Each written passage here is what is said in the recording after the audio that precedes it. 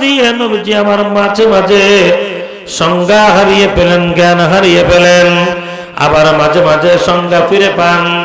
আল্লাহর নবীজি আমার বললেন, আয়েশা রে, আমার মাথাটা একটু উঁচু করে ধরো, আমার মাথাটা একটু খাড়া করে ধরো। নবীজির আম্মা জান আয়েশা মাথাটা উঁচু করে ধরলেন। এবার নবীজির সংজ্ঞা ফিরে পেয়েছেন। আল্লাহর নবীজি দেখে আবু বকর রাদিয়াল্লাহু তাআলা আনহুর ইমামতিতে সাহাবায়ে কেরাম মসজিদে নববীতে নামাজ আদায় করে। আল্লাহর নবীজি আমার দুই চোখের পানি মাসুম বাচ্চার মতো ছেড়ে দিলেন। আম্মা জান আয়েশা বলেন, হুজুর গো, আপনি কাঁদছেন কেন? আমার আব্বা আবু বকর ইমামতের মুসল্লায়, এই জন্য কি আপনি কাঁদেন? আল্লাহর নবী বলেন, আয়েশা রে, না না, আমার আজকে আবু বকরের ইমামতিতে আমার উম্মতেরা নামাজ আদায় করছে। তাদের এই দৃষ্টি, তাদের এই অবস্থা, তাদের এই অর্জনটা তৈরি করার জন্য আমি উহুদে দান্দান মুবারক শহীদ করেছি, খন্দকে পেটে পাথর বেঁধেছি। আমি তায়েফের জমিনেতে গিয়েছিলাম, নির্দয় কুফারে তায়েফেরা আমার উপর এমন জুলুম নির্যাতন করেছিল, আমার নবীর রক্ত মোহরকটা ভেঙ্গে ভেঙ্গে নবীজির জুতা মোবারকের মধ্যে আটকে গিয়েছিল। আল্লাহ পাক আমাকে জানিয়ে দিয়েছেন, নবী গো, আপনি হাত করে হবেন না, নির্বংশ হবেন না, কিয়ামত পর্যন্ত আপনার একদল রূহানী সন্তান থাকবে। ওই মানুষগুলো আপনার জন্য সর্বোচ্চ বিলীন করতে পারবে। আমি তার প্রমাণটা পেয়ে গেলাম যখন নবীজির রওজার সামনে দাঁড়াইলাম, বাইতুল্লাহর সামনে দাঁড়াইলাম। মক্কাতুল মুকাররমায় যারা গিয়েছেন, আমার নবীর রওজার সামনে যারা দাঁড়িয়েছেন, বারংবার সূরা কাউসার মনে পড়ে। আমার নবীজিকে সেদিন যারা লেশকারীর বংশ বলেছিল যে তোমার বংশে বাকি দেওয়ার কেউ থাকবে না, তোমার দেখার কেউ থাকবে না, তোমার অস্তিত্ব থাকবে না, আল্লাহর কসম কোরআন হাতে করে সামনে নিয়ে বলি, বন্ধুরে, একটা সেকেন্ড, একটা মুহূর্ত যায় না আমার নবীর রওজার পাশে রিয়াজুল জান্নাহ মসজিদ নববীতে লক্ষ লক্ষ মানুষ নামাজ আদায় করে, আমার নবীজিকে সালাম দেয়, চোখের পানি ঝরায়, আমার নবীজির পাউজার পাশে যে দুফোঁটা চোখের পানি ছড়ায়। আল্লাহর কসম করে বলে, মুসলমানেরা, দিলের কান তারা একটু নরম করো। আল্লাহর কোন বান্দা বান্দী যদি আমার নবীজিকে স্বপ্নের মধ্যে দেখতে পায়, আল্লাহর কসম করে বলি, ওই যুবক, ওই বৃদ্ধ, ওই চাচা, ওই মুরব্বীটাকে আমার আল্লাহ জাহান্নামটাকে হারাম করে জান্নাতটা ওয়াজিব করে দিবেন। চিৎকার করে বলেন আল্লাহু আকবার। আল্লাহর কোন বান্দা যদি রিয়াজুল জান্নাহর ভিতরে গিয়ে 2 রাকাত নামাজ আদায় করে চোখের পানি ছেড়ে দিয়ে কাঁদতে পারে আর বলতে পারে, আল্লাহ, আমার বাড়ি বাংলাদেশের ঝিনাইদহ জেলার শৈলকুপা থানায় বোয়ালিয়া রতডাঙ্গা এলাকার মানুষ, আমি লক্ষ লক্ষ টাকা খরচ করে জীবনের বাজি রেখে ও নবীজি গো আপনার রওজা মুবারকে এসেছি। কত কাফের, কত বেঈমান, কত মুনাফিক। ও যুবক, তোমরা যারা রাস্তায় আছো, তোমাদের অনুরোধ করি বাবা চলে আসো, অল্প সময় আমি বিদায় নিয়ে চলে যাব। আল্লাহর কোন বান্দা যদি 2 ফোঁটা চোখের পানি ছেড়ে দিয়ে বলতে পারে, আয় আল্লাহ, কত কাফের, কত বেঈমান, কত মুশরিক আমার নবীজিকে দেখলো, আর আমি বাংলাদেশের এক প্রান্ত থেকে গরিব মানুষ বড় কষ্ট করে কিছু টাকা সংগ্রহ করে আল্লাহর নবীর ঘরে এসেছি, বাইতুল্লাহ এসেছি। আল্লাহ, তোমার নবীকে না দেখে, তোমার নবীর চেহারা না দেখে, তোমার নবীর সঙ্গে বুকটা না মিলাইয়া আমি এখান থেকে ফিরে যাব না। আমি প্রমাণ ভিতরের অন্ত কথা বলতে পারবো না, কিন্তু আমি প্রমাণ জ্ঞানীরা বুঝে নেবেন। আমার আল্লাহর কসম, আল্লাহর কসম, আমার নবী আপনার সঙ্গে মুলাকাত দিতে বাধ্য হয়ে যাবে। জোরে জোরে বলেন না আল্লাহু আকবার। আল্লাহর নবীজিকে স্বপ্নে মুবারকে সরাসরি রওজায় যে দেখতে চান কারা কারা, হাত দুটো উঁচু করে বলেন আল্লাহু আকবার। হাত টানারে বলেন আল্লাহু আকবার। আল্লাহ রাব্বুল আলামিন বলেন, নবীরে, আপনি দুনিয়াতে থাকবেন না, কিন্তু আপনার রূহানী সন্তানেরা থাকবে। আপনার 2টা কন্ডিশন, 1 নম্বর আপনি নামাজ আদায় করবেন, 2 নম্বর ওয়ানহার আপনি কুরবানি করবেন। পয়গম্বর ইসমাঈল আলাইহিস সালাতু ওয়াস সালাম এবং পয়গম্বর ইব্রাহিম আলাইহিস সালাতু ওয়াস সালাম পিতা পুত্রের মাধ্যমে যে কুরবানির ইতিহাস তৈরি হয়েছে, এর মাধ্যমে আমরা পশু কুরবানি করি, কিন্তু আমাদের ভিতরে কি কুরবানি করা লাগবে? মানুষের ভিতরে পশুর স্বভাব আছে, কথা বলেন, আছে না নাই?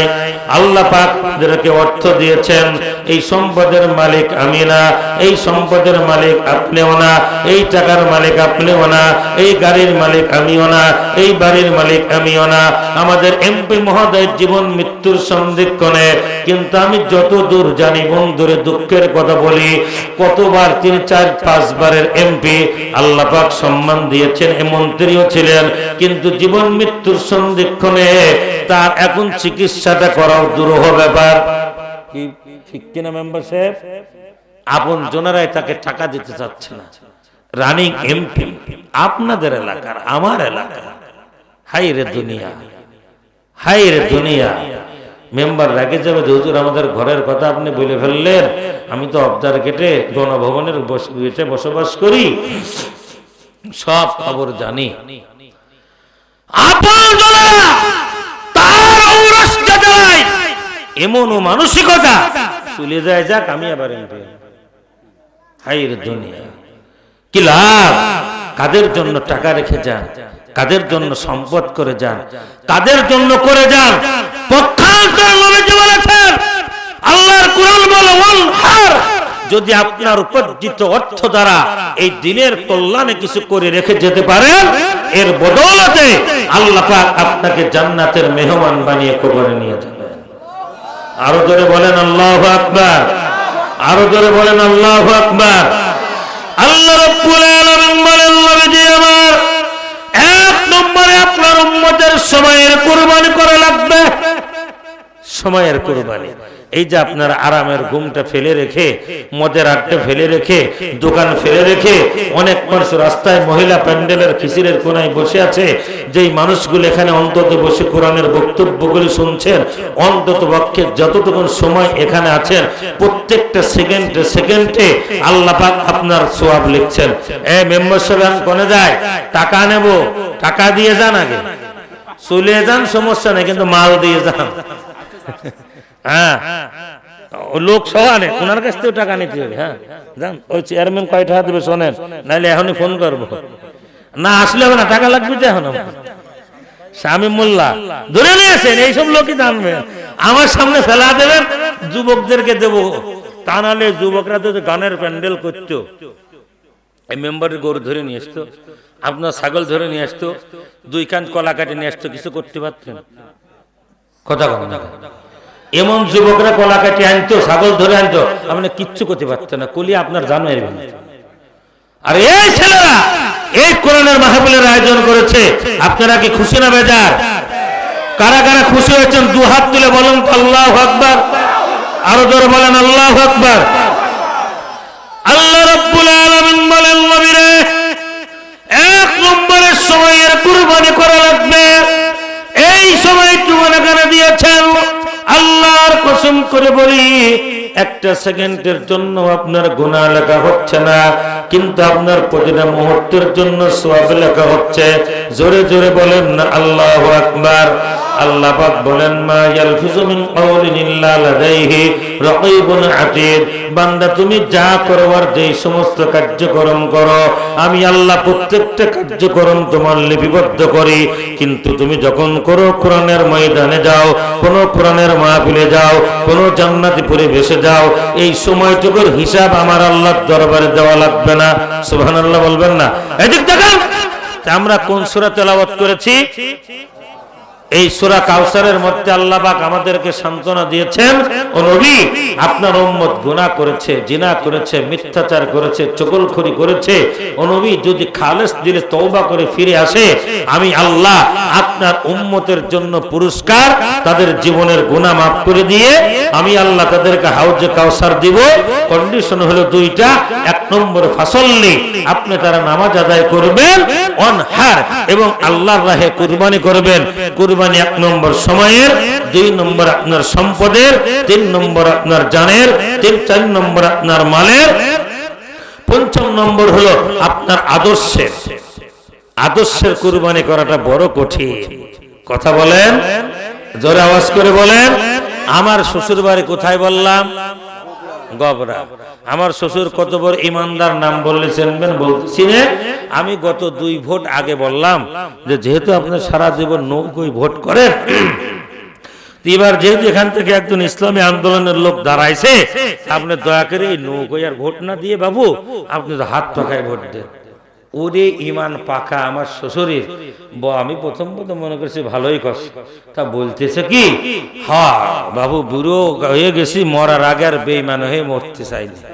বললাম কি ব্যাপার? বলে জন্মের আগের থেকে আমরা আমলিগ করে আসি, এখন বৃদ্ধ বয়সে মরা বয়সে কি আমি আর নৌকো ছাড়া ভোট দিতে পারি?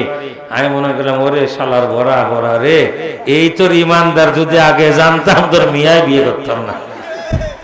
আমার বউর আমি ভোটারই বানাই না, যে একটা ভোট তো কমলো এখন ওর ভাই চেয়ারম্যানিতে দাঁড়ায়, ও প্রত্যেকবারে সে তুষারের ভোট দিকে, যাতে আমার যায় আসে না, কিন্তু আমি তো বেঁচে গেলাম।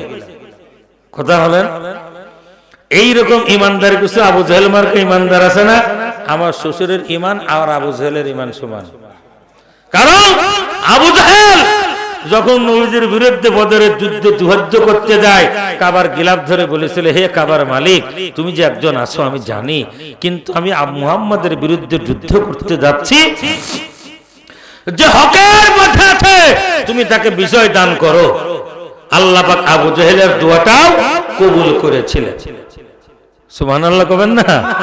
আল্লাহ আবু জাহেলের দোয়াটাও কবুল করেছিলেন, কারণ আবু জাহেল ছিল অন্যায়ের পক্ষে আর মুহাম্মদ ছিল সত্যের পক্ষে। এই যুবকরা যারা কোরআনের মাহফিলের আয়োজন করেছে, তারা হকের পথে আছে না অন্যায়ের পথে আছে? আমরা কি কোরআনের ময়দানে যারা আসতে পেরেছি, আল্লাহ পাক এনেছেন, আমরা কি ভালো পক্ষে আছি না অন্যায়ের পক্ষে থাকবো?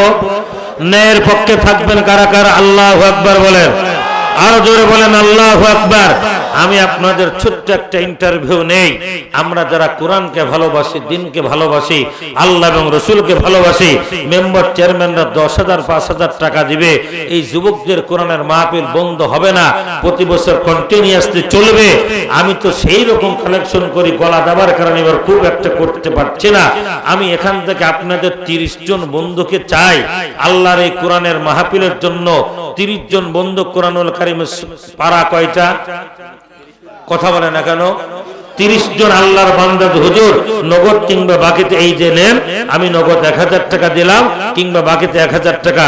30 জন পটপট করে 1 মিনিটের ভিতর দাঁড়িয়ে যান তো। আল্লাহু আকবার।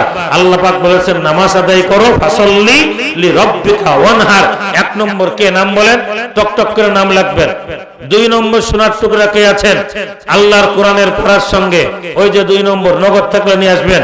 আমি মুসাফির হালাতে আছি, এখন ঢাকায় যাব, আপনাদের জন্য দোয়া করব, আমার দোয়া আল্লাহ বিফলে দিবে না। 3 নম্বর পাড়ার কোন আল্লাহর বান্দা? বলেন বলেন। এই টাকা বোয়ালি, আই দেখেন নামটা লাগবা, তুমি ভিতরে যে নাম লেখো, যাও নগদ আমার কাছে চলে আসবা। জামাল বিশ্বাস কয় হাজার? 1000। তোমার চেহারা বলো 2000 দিবা। তুমি গরিব মানুষ, ভ্যান চালাও, আল্লাহু আকবার বল, ভ্যান চালায় গরিব মানুষ 1000 টাকা দেয়, আর এনে 500 মাইরে বসে রয়েছে লাখ লাখ টাকার মালিক। কথা কও, তুমি কয় হাজার? ওই যে গেঞ্জি গায়ে দিয়ে মিটমিটে হাসো, দাঁড়াও। তোমরা 2 জনে টাকা হারালো, আমি চিনি, দাঁড়াও। কারণ তোমরা তো কইলেই চাইলেই না, এখন একজন করছে সেই করতে, সেগুলো তোর বিয়ে হয়েছে বলে চোখ দেখলে টের পাও না। কারণ আমার তো ওয়াজ করা হয় না, আমার নাই মানুষ ভিক্ষে করতে, আমি যা একটু প্রফেসর মানুষ, আমার যে কালেকশন করে ভরা ভরা গুলো যে কবে মানুষ হবে আল্লাহ। কই 30 জন দাঁড়ান, আমি আল্লাহর কোরআনের 30 জন সৈনিকদেরকে চাই। হে যুবক, লেখাপড়া ভালো করতে পারো না, বেড়ালে ধরে না, বিশেষ পরীক্ষা তো টেকো না, ছেলে চাকরি পায় না, মেয়ে চাকরি পায় না, জুয়া দাদি দাদা কথা শোনে না, চাচা চাচি কথা শোনে না, খালেস নিয়ত করে তুমি নিয়ত করো, আমি মুসাফির হালাতে তোমার জন্য দোয়া করব। আল্লাহ পাক এই মুহূর্তে আজকে রাত্রি বেলায় হতে পারে আমার নবীজির সঙ্গে তোমার মোলাকাত হয়ে যেতে পারে। সুবহানাল্লাহ বলেন। হায় আল্লাহ, জানি না কার মা জরুরি যেন আজকে দুনিয়াতে নাই, কার জন্য বাবা দুনিয়াতে নাই রে আল্লাহ। আমার মা বাবা যেমন বেঁচে, বাবা যেমন নাই, দুনিয়াতে নাই। আল্লাহ, আমি এই যুবকদেরকে মাহফিলের জন্য 30 জন আল্লাহর কোরআনের সৈনিকদেরকে দাঁড় করিয়ে দেখতে চাই। এই মানুষগুলোকে আমার নবীর সঙ্গে মোলাকাত না করাইয়া আল্লাহ তুমি কবরে ডাক দিও না। জোরে জোরে চিৎকার করে বলেন না আল্লাহু আকবার। আরো জোরে বলেন আল্লাহু আকবার।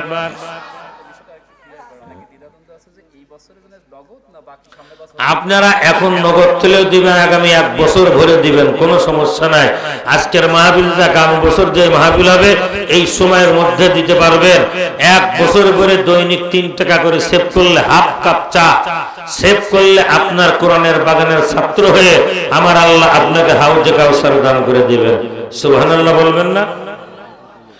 ও মুসলমান ইমানদারেরা, পর্দার মা বোনদের কাছে লোক পাঠাও, তালিকা তৈরি করবে। নাম কি ভাই? আল্লাহ তোমার এক বান্দা নগদ 500 টাকা করেছে দান। আল্লাহ দুনিয়া খেরাতে বাড়িয়ে দিও মান সম্মান। আমি 30 জন বন্ধুকে চেয়েছিলাম, আল্লাহর কোরআনের সৈনিক 30 জন 30,000 টাকা। আর কোরআন আল্লাহর নবীজির উপর নাজিল হয়েছিল। আমার নবীর বয়স যখন 40 বছর, 500 নগদ করে যারা টাকা দেবেন, আমি 63 জন বন্ধুকে চাই আল্লাহ 500 টাকা করে যারা নগদ দিতে পারবেন হাত উঁচু করে টাকাটা নিয়ে চলে আসেন। আমি মুসাফির হালাতে আপনাদের জন্য দোয়া করে দেব। আমার আল্লাহ আপনার টাকা নাই, পয়সা নাই, গাড়ি নাই, বাড়ি নাই, সম্পদের মালিক আপনারা, টাকার মালিক আপনারা। কই 500 টাকা 1000 টাকা করে একজন চলে আসেন, টকটক করে চলে আসেন সামনে। এই মুহূর্তে আল্লাহর দরবারে আপনার ছবিটা আমার নবীজির রওজায় আল্লাহ পৌঁছিয়ে দিবেন। আমার আল্লাহ আপনার জীবনের গুনাহটাকে মাফ করে দিবেন। চিৎকার করে বলেন আল্লাহু আকবার। আল্লাহ তোমার এক বান্দা নগদ 500 টাকা করেছে দেন। আল্লাহ আল্লাহ তোমার বান্দা আখিরাতে এবং দুনিয়াতে কল্যাণ তুমি করো দান। এই পাশ থেকে আমি যুবক বন্ধুদের কাছে চাই, দুদূর এই যে নগদ 500 টাকা করে করলাম দান, আল্লাহ তুমি দুনিয়া আখিরাতে তাদেরকে বাড়িয়ে দিও মান ও সম্মান। জোরে জোরে বলেন না আমিন। যাদের পকেটে 500 টাকা আছে, বন্ধুগণ আপনার কাছে আমার অনুরোধ আছে, আপনার কাছে আমার দাবি আছে, এই কোরআনের মাহফিলের জন্য করবেন দান। আমার আল্লাহ দুনিয়া আখিরাতে আপনার বাড়িয়ে দিবে মান ও সম্মান। জোরে জোরে বলেন না আমিন। আরো জোরে বলেন আমিন।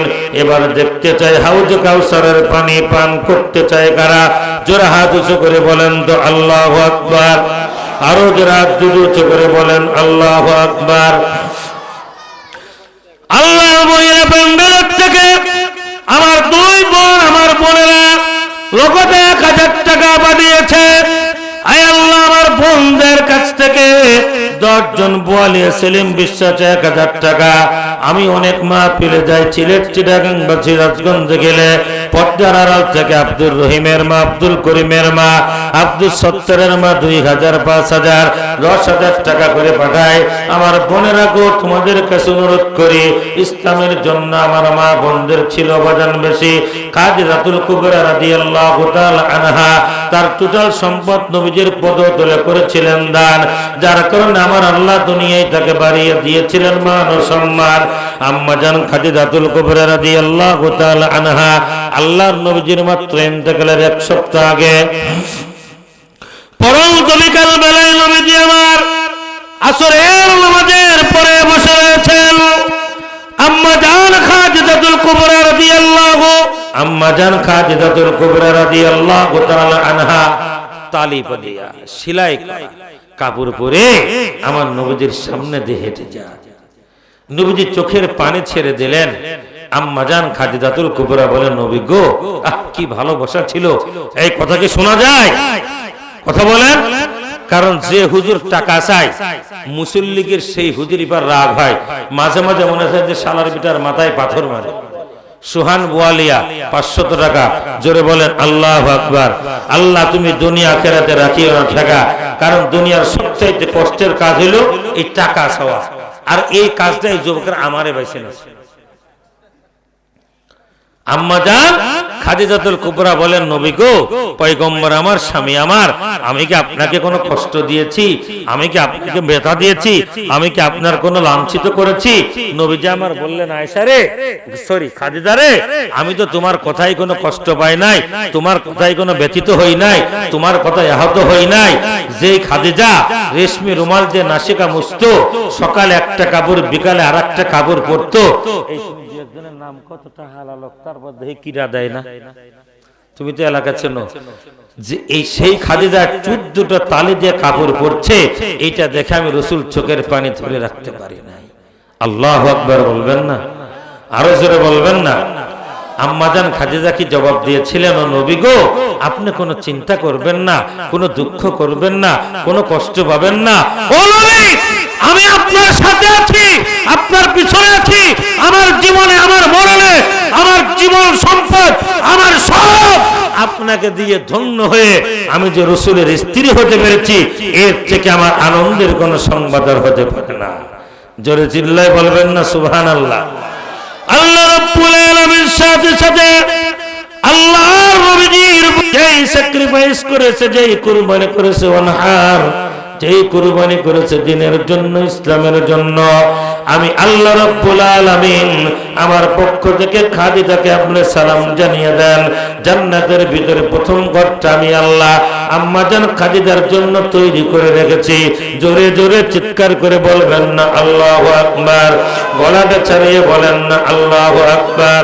আল্লাহর নবী আমার ইন্তেকালের চূড়ান্ত মুহূর্তে আম্মাজান আয়েশা রাদিয়াল্লাহু তাআলা আনহার উপর মাথা দিয়ে নবীজি আমার মাঝে মাঝে সংজ্ঞা হারিয়ে পেলেন, জ্ঞান হারিয়ে পেলেন, আবার মাঝে মাঝে সংজ্ঞা ফিরে পান। আল্লাহর নবীজি আমার বললেন, আয়েশা রে, আমার মাথাটা একটু উঁচু করে ধরো, আমার মাথাটা একটু খাড়া করে ধরো। নবীজির আম্মাজান আয়েশা মাথাটা উঁচু করে ধরলেন। এবার নবীজির সংজ্ঞা ফিরে পেয়েছেন।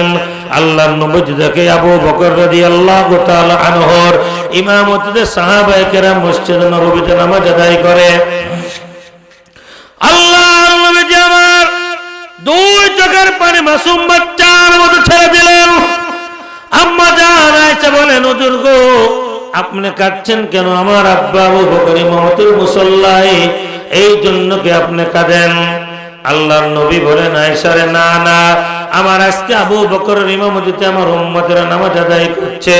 তাদের এই দৃষ্টি, তাদের এই অবস্থা, তাদের এই অর্জনটা তৈরি করার জন্য আমি উহুদে দান্দান মুবারক শহীদ করেছি, খন্দকে পেটে পাথর বেঁধেছি। আমি তায়েফের জমিনেতে গিয়েছিলাম, নির্দয় কুফারে তায়েফেরা আমার উপর এমন জুলুম নির্যাতন করেছিল, আমার নবীর রক্ত মোহরকটা ভেঙ্গে ভেঙ্গে নবীদের জুতা মোবারকের মধ্যে আটকে গিয়েছিল।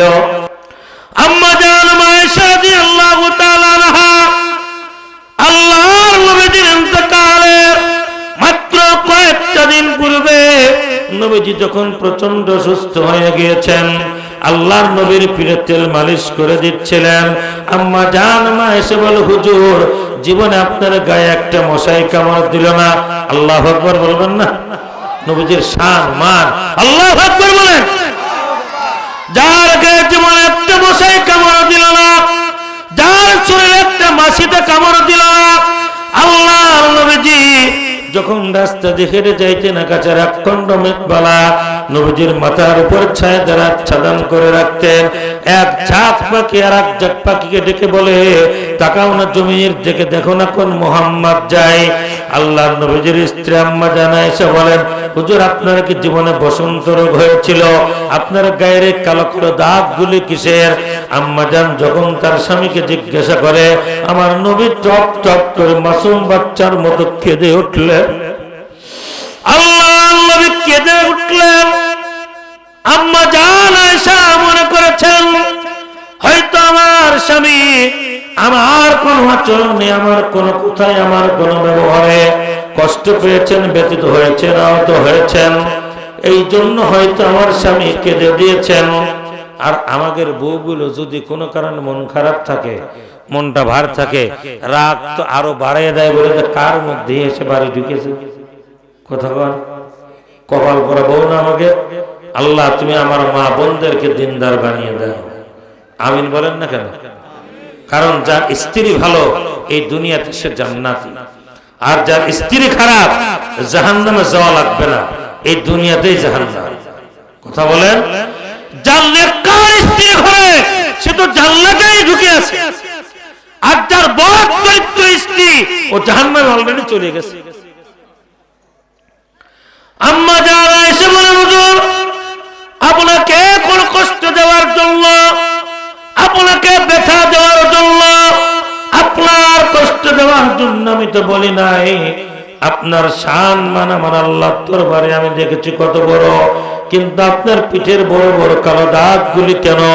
আপনার তো জীবনে একটা মশাই কামড় দিল না, একটা মাছিতে কামড় দিল না, অথচ আপনার পিঠের বড় বড় কালো দাগগুলো কিসের? আম্মা জান আয়েশাকে জুনে নবীজি বললেন, ও আয়েশা, আমার চাচা আবু তালেব দুনিয়ার থেকে বিদায় নিলেন, আমার দাদা আব্দুল মুত্তালিব তো আগেই গিয়েছেন, আমার স্ত্রী খাদিজাতুল কুবরা তিনিও দুনিয়ার থেকে বিদায় নিলেন। মক্কার মানুষেরা যখন আমার কোনো কথাই শুনল না, ওই তাইফের জমিনে গিয়েছিলাম দিনের দাওয়াত দেওয়ার জন্য। একদিন দুই দিন নয়, মুবাশশিরিনে কিরাম লেখেন কোন কিতাবে 7 দিন, কোন কিতাবে 1 মাস। বলে আয়েশা, আলোচক এসে গিয়েছে, সামনে আমি বাড়াবো না, এটাই ভদ্রতা শালীনতা যে আমি 1 মাস পর্যন্ত দিনের দাওয়াত দিয়েছিলাম, কিন্তু তারা আমার দাওয়াত তো কবুল করেই নাই, বরঞ্চ যখন আমি পুনরায় মক্কার দিকে প্রত্যাবর্তন করেছিলাম, নির্দয় কুফারে তায়েফেরা এবং জুলুম করেছিল, আমার সেই ঘাগুলি শুকিয়ে গিয়েছে, কিন্তু আজ আমার সেই দাগটা মুছে যায় নাই। এটা হলো সেই তায়েফের জমিনের রক্ত ঝরানো কালো দাগ। এটা আমার উম্মতের জন্য স্যাক্রিফাইস, আমার উম্মত নামাজ, আমার উম্মত নামাজ। নবীজির ইন্তেকালের চূড়ান্ত মুহূর্তে আজরাইল আলাইহিস সালাম যখন এসে যায়, আল্লাহ পাক নবীজি বলেন, ও ভাই আজরাইল, 1 মিনিট আমার সময় দাও, জিবরিল আমিন আসুক, আমি তারপরে যাই। জিবরিল আমিন এসে বললেন, ইয়া রাসূলুল্লাহ, আপনার মনের প্রত্যাশা কি? আল্লাহর নবীজি, হে মুসলমান, কোন উম্মতের নবী গো? আমার নবীজি বললেন, আল্লাহ, আমার উম্মতেরা মদিনায় এসে আমাকে দেখে, মক্কায় গিয়ে আমাকে দেখে, তাদের মনের কথা, মনের ব্যথাগুলো প্রকাশ করে। আমি রাসূল যখন দুনিয়াতে থাকবো না, মহিলাদের টাকা এসেছে তো, আমি নবী যখন দুনিয়াতে থাকবো না, আমার এই উম্মতগুলো যাবে কোথায়? আমার উম্মতের জিম্মাদারি কে হবে? আল্লাহু আকবার বলেন। মৃত্যুর মুখে দাঁড়িয়ে আমরা হলে ছেলেকে দেখতে চাইতাম, মেয়েকে দেখতে চাইতাম, গাড়ি বাড়ি চাইতাম, টাকা পয়সা চাইতাম। আমার দরদের নবী ছেলের কথা বলেন নাই, মেয়ের কথা বলেন নাই, ফাতেমার কথা বলেন নাই, আয়েশার কথা বলেন নাই। তিনি বলেছেন আমার উম্মতের উপায় কি হবে? আমার আল্লাহ বলেন, নবীজি, আপনার ইন্তেকালের পরে আমি স্বয়ং আল্লাহ আপনার উম্মতের জিম্মাদারি নিয়ে নেব। চিৎকার করে বলেন আল্লাহু আকবার।